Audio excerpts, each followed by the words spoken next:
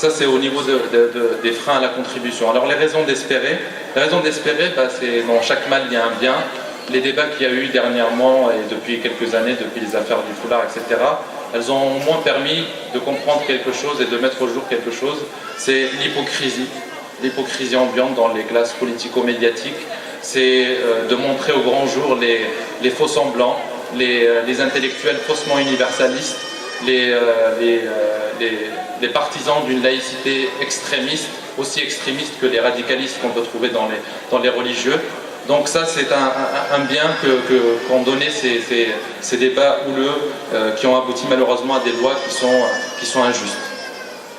Le deuxième point, c'est une maturité de plus en plus importante au sein de la communauté musulmane. Je le disais tout à l'heure, les évolutions dans la perception qu'on a de la citoyenneté, mais on voit aussi aujourd'hui que les musulmans sont conscients qu'il faut mettre la main à la poche pour construire des mosquées, pour construire des établissements musulmans, pour participer à la vie dans la cité. Donc il y a une évolution tout à fait saine et tout à fait encourageante dans la maturité et dans l'état d'esprit de la communauté musulmane. Il y a le statut social également, qui est de plus en plus confortable. Donc vous savez, nos parents sont pour la plupart ouvriers. Ils nous ont permis de faire des études. Et donc aujourd'hui, on a des statuts sociaux beaucoup plus confortables. Ça, c'est une très bonne chose, mais c'est également un moyen à utiliser pour pouvoir contribuer justement, essayer de libérer, de faire tomber ces obstacles pour pouvoir contribuer de manière efficace dans la société.